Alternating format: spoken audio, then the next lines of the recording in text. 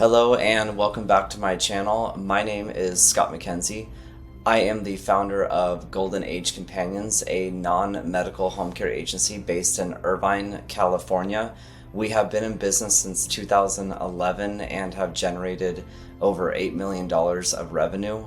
I also have founded a company called Home Care Agency Blueprint, and that is a company that is designed to help you. We coach you on starting, scaling your own home care business. So today I want to talk about what it looks like to get your very first client for your home care business and beyond. A lot of our students that go through our program ask this question, so it's something that I wanted to do a video on. There's a couple different ways. I did an entire video on offline versus online marketing. Number one, you want to have an online presence, a great website.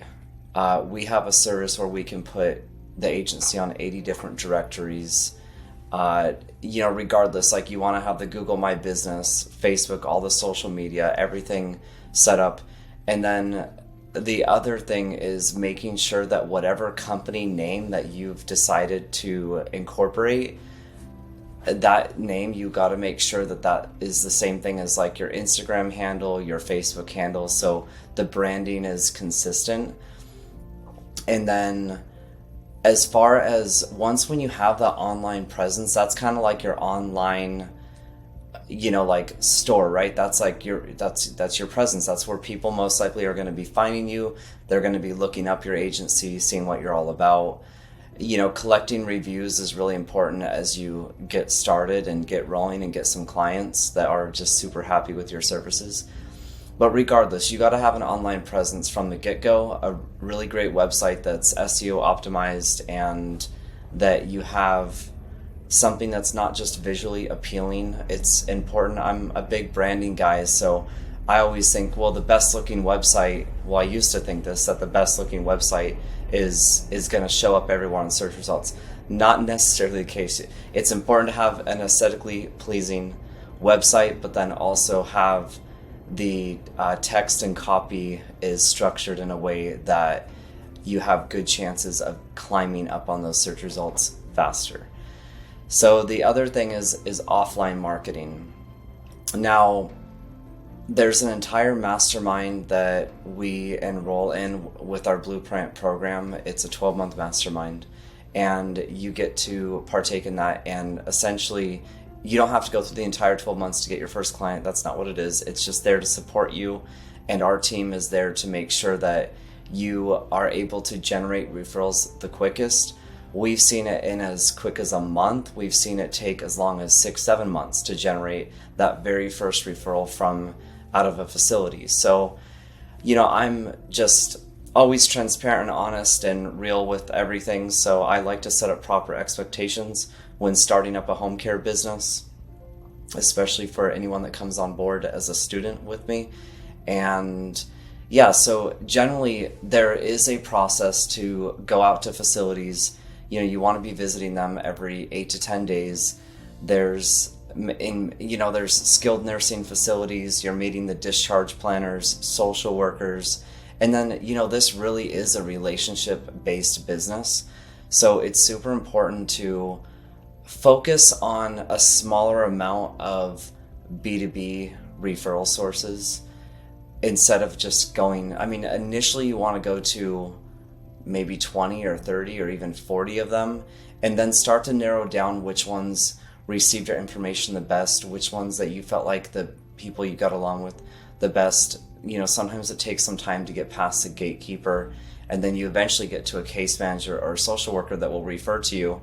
And even then, when you talk to that case manager and they say that they're going to refer to you, you may get no referrals for weeks or even months. So it's important to go back and check in with them and just let them know that you're here and available to provide care for their patients. The other thing that doesn't seem to be talked about much, and I've learned this over a decade of being in this business, is identifying truly what the pain point is with these case managers and discharge planners and social workers. What is their pain point in the facility that they're working in? So, for example, there could be a case manager that lets you know that they have, dozens of patients, and they don't, they're not allowed to refer to a specific company, so to speak. They generally, it's that way. So they got to give a list of multiple agencies, and the goal is to be on that list. The other thing is, if their pain point is they're just so stressed out and they don't know really kind of like how to give the patient the proper information at the right timing, that information, I mean, they might just give them a booklet and then of just all these providers and just say call whoever, and then the client's looking at that information and is thinking like, well, what am I going to do with this? So, people really want like kind of like that single referral. Even patients would love to be like, yeah, go with A and B home care. They're the best or whatnot. It doesn't exactly work that way unless you have a really good relationship with that case manager. They may kind of give you like, or the patient like you on the top 3 of that list and say, look, go with one of these 3 providers, call each one of them and you decide for yourself. There's a liability kind of like dynamic there for the caseworker. They don't want to, they've got to be politically correct and refer to multiple agencies and not just singling out one. So that's the case there. So it just, it's important to have your name kind of like on everything. If you have a really good relationship with that case manager and you've identified the pain point that they're saying that they're super stressed out, maybe you can say something like, look, like we're super hands-on and we'll notify you within 2 hours of getting that patient referral. We will let you know that we're handling it. And like what me and my team have done at Golden Age Companions is we will actually call the case manager and say, we've, already sourced a caregiver. We've introduced them to the family. They're happy with the caregiver. And then we even update them a week or 2 weeks later and say the family's, now has proper care in place in their home and they're happy with us. And so, the family's happy, so they're going to be happy with that referral from that case manager and vice versa. If you can be a little more hands-on with just updating not only the case manager but the facility, they're going to want to refer to your agency more, because there's a lot of times that a case manager will give a referral even if it is to 3 companies and 2 don't answer their phones. Maybe 1 goes to voicemail. The one that does get back, they might not even update them when a caregiver is going to be staffed and whatnot. And we've seen that we've gone, like I've gone into a facility and I've had some case managers tell me like, we are looking at like kind of like wiping out our provider list and starting fresh with new companies because it just seems like we're not having a good home care agency to refer to. So that's kind of like you're in there. So that's just some insight on marketing to facilities. I'll put complimentary in this video in the description below here. I will add a list of all the different facilities that you can go to that, like to give some ideas. So just in your local area, you can look up, skilled nursing. The short for that is SNF. That's what we call it. There's assisted living, there's wound care, hospice companies, even home health companies are good to partner with. The other thing is that leads into the discussion of partnerships. So you could have a partnership with a home health company that does wound care. So they're going in the home and providing that wound care for the patient. And that might only be an RN 3 times a week for a couple hours. And then that family may need a companion or personal care caregiver to come in. And then that's where you can work with that home health company to provide caregivers care, 1 or 2 caregivers in that home. So that's like the most important. I would say, like, when you're very first starting your home care business, the best thing, depending on how much time you have, the best thing that you could do, the number one thing is make sure you have an online presence. You have a great website. Obviously, it's a given. Brochures, business cards. You could even have some pens, but not a bunch of material to give out. People don't like just receiving all this stuff. And then going back, there's a whole thing about bringing, their favorite treat or something, or even some flowers by or something, every few weeks, or find out what they really enjoy, what they like, and bring something by for the caseworkers. But in regards to having the online presence, it's really important to have that, because people are going to be looking you up, and if they can't even go to the link of your website, but you're out visiting all these referral sources, of course that could be, well, that would be a major problem. Now, the other thing is having a proper phone number set up so you're tracking that these calls are coming in to your business line. That's the other thing, making sure that you set up a VoIP phone number, and then that's your business phone number, right, for your home care business. So that is a way, once we have the online presence and you're on all the directories, the Google My Business, social media, some of the a la carte directories that you've got to partner with separately are like careinhomes.com, agingcare.com, carescout.com. Those are kind of like the big ones. A Place for Mom and Aging Care are actually one and the same. Aging Care owns A Place for Mom. So having your directories and online presence built from the get-go is very important. And then you can go out and visit the facilities, hand off the brochures. We have what's called like these like rack card brochures. They're 3.5 by 8.5. They're just, double-sided, nice thick paper.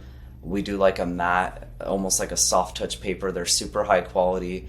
It has the service areas on the front, and of course what the services are provided. On the back is just some more information about the agency and kind of maybe like how you're different, what the value proposition is. So giving that to, dropping that off at the facilities with the rack card holders is gonna really help. And then, I've even gone as far as like gone to like nail salons and just like been like, hey, can I leave this here? Do you mind, for information for people coming by?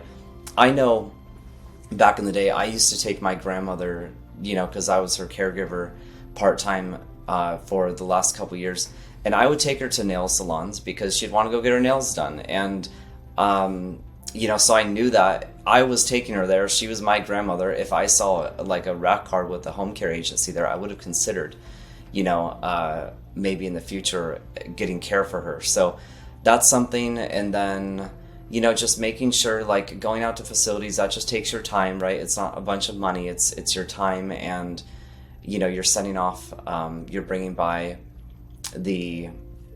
you're getting your information out and building relationships. Chamber of Commerce events, luncheons are really good. Even just networking in the field of healthcare, like find out like where these people that are RNs and even discharge planners, where they're going. Even see if you can find out like on LinkedIn or Facebook groups, you can join those to see if you can be a part of those. It's just networking. So that's just important. So this is a long-winded answer to how to get your very first client, and the short of it is there's no magic pill and no one really wants to hear it. At the same time, you really kind of got to do everything, but you also want to do it in a proper way and with quality, and just make sure that you're getting your name out there. And don't give up. For those of you that might be watching this, I have a home care business and have had it for 6 months, and maybe you're still like struggling to get clients and whatnot, don't give up. It took me quite a while. I was working at Starbucks when I started Golden Age Companions, and then eventually I got my very first client because I had a logo on the side of my car, and I was literally pulling up at Starbucks. I was on my last days there of working, and they had seen I was there to get my tips, and somebody had come out to see the car, and they were like, oh, is this your new company and whatnot. And that's how I got my very first client. And from there, I was able to take that revenue from that client, and over time, because my expenses were very, very, very low, so I was able to buy some leads on Aging Care, or like maybe do like a $300 a month ad on Yelp. Now, I highly recommend, if you don't already have someone that you're consulting with, definitely consult with me and my team at Home Care Agency Blueprint if you're looking at launching your home care business. I don't say just run off to Yelp and open up a directory listing, because it's very important to like look at the current market conditions, where you're located, what you've done before, what you're planning to do, how you're planning to scale your business. There's just so much that that goes into play with that. I mean, I remember at the time I had a very small budget with Yelp, and we actually got a couple clients from that. Over time, though, I increased that budget as high as $3,000 a month, and there's times that we would spend $3,000 a month for 2 months and like literally not even convert anybody. So the best solid solution is to build relationships with these facilities.